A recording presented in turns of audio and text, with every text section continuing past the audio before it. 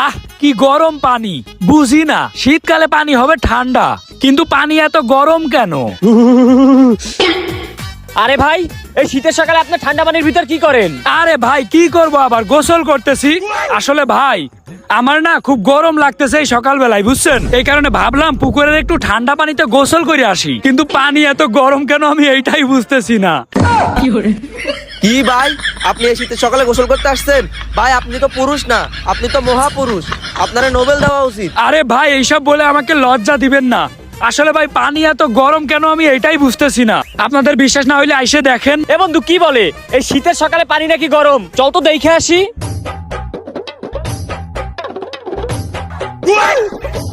কিরে রফিকুল, এই লোক কি পাগল হয়ে গেছে নাকি? পানি তো বরফের থেকেও ঠান্ডা, আর এই লোক বলে নাকি পানি গরম। হবে এটা, সেইটাই তো দেখতেছি।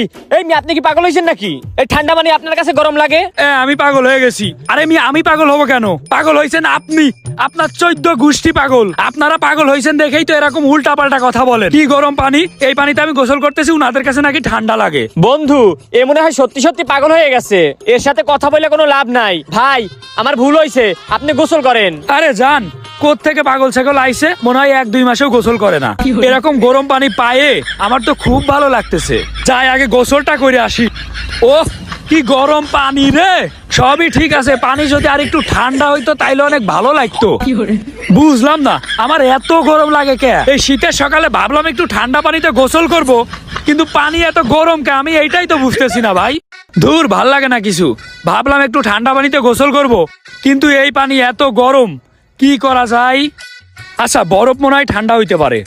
যাই কোনো জায়গায় বরফ পাই নাকি, বরফ খাওয়া লাগবে আমার। যাই তো দেখি কোন জায়গাতে একটু বরফ পাওয়া যায়। আমার শরীরের ভিতরে তার ভাল লাগতেছে না, গরমেতে শরীরের ভিতর থেকে ভাব উঠতেছে, আমার একটু বরফ লাগবে। কিরে বন্ধু, ওই হালায় পাগল নাকি? আমরা শীতে কাঁপতাছি আর ওই হালায় গোসল করে চলে গেল। ওর কাছে শীতই মনে হইলো না। আরে বেটা, ওই লোকটা পাগল না, ওই লোকটা হচ্ছে একটা কাপুরুষ। এই বেটা, কাপুরুষ মানে? এ না না না, কাপুরুষ না, কাপুরুষ না, মহাপুরুষ। তা না হলে এই শীতের সকালে গোসল করলো। আমি বেটা আজকে 10 দিন গোসল করি না। হে বেটা, তুই তোর কথা বলতেছস? তুই আমারে দেখ, আমি তো 15 দিন গোসল করি না। আর ওই এই শীতের সকালে গোসল করলো। হ্যাঁ, এই কারণেই তো তোর গায়ে থেকে গু শালিকের গন্ধ আসতেছে। হ্যাঁ, আমি ওইটাই কই, তোর গায়ে থেকে কুত্তার গন্ধ আইতাছে।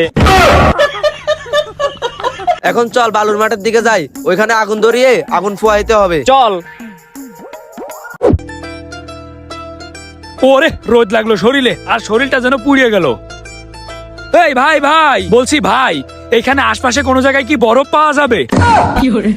ওই মেয়ে, ঠান্ডার মধ্যে আপনি বরফ কি করবেন? আর আপনি খালি গায়ে কি করতেছেন?